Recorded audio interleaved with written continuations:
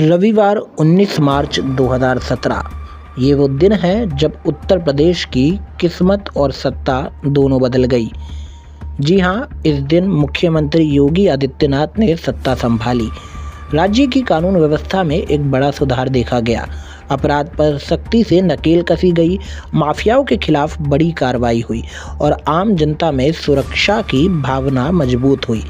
परंतु इन सुधारों के बीच पत्रकारों की स्थिति एक बड़ा चिंता का विषय बन गई।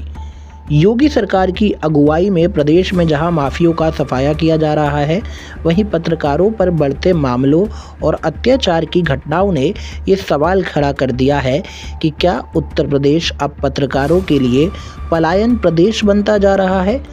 राज्य की कानून व्यवस्था में सुधार के लिए मुख्यमंत्री योगी आदित्यनाथ की तारीफ हर तरफ हो रही है। प्रदेश में पिछले कुछ सालों से संगठित अपराधों पर सख्त कार्रवाई की गई है।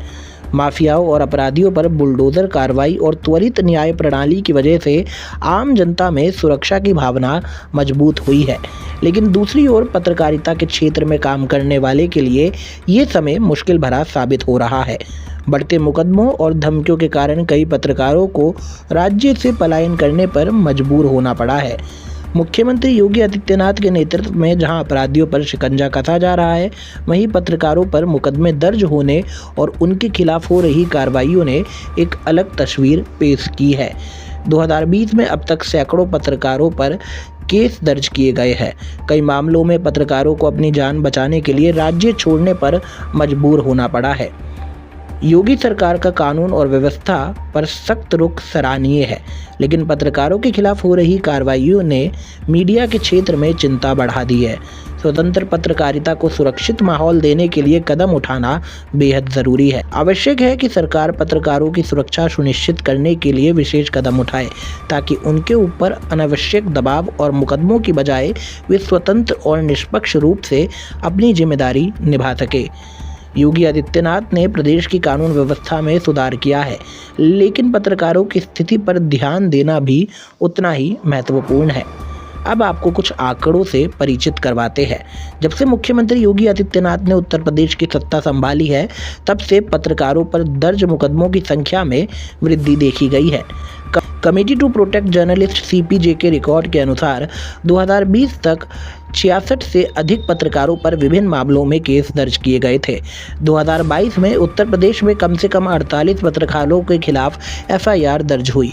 2023 के अंत तक रिपोर्टों के अनुसार 100 से अधिक पत्रकारों पर विभिन्न धाराओं के तहत मुकदमे दर्ज किए जा चुके हैं। कई पत्रकारों ने आरोप लगाया कि उन पर हो रहे अत्याचार और धमकियों के कारण उन्हें राज्य से बाहर जाने पर मजबूर होना पड़ा। हालांकि सटीक आंकड़ा उपलब्ध नहीं है, लेकिन पत्रकारों के संगठनों और संस्थानों ने इसे अत्यधिक गंभीर स्थिति बताया है, जहां 20 से अधिक पत्रकार या तो राज्य छोड़कर अन्य जगहों पर चले गए या काम करने के लिए खुद को असुरक्षित महसूस कर रहे हैं। गिरफ्तारी की कुछ प्रमुख घटना की अगर बात की जाए तो सिद्धार्थ वरदराजन, जो द वायर में रिपोर्टिंग के लिए उन पर केस दर्ज हुआ, जिससे उनके साथ कई पत्रकारों पर भी दबाव बना।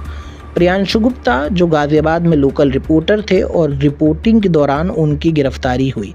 मनीष सिंह, जो एक स्थानीय पत्रकार थे, 2021 में बहराइच में रिपोर्टिंग के कारण उनको गिरफ्तार किया गया था और ये मामला सुर्खियों में आया था।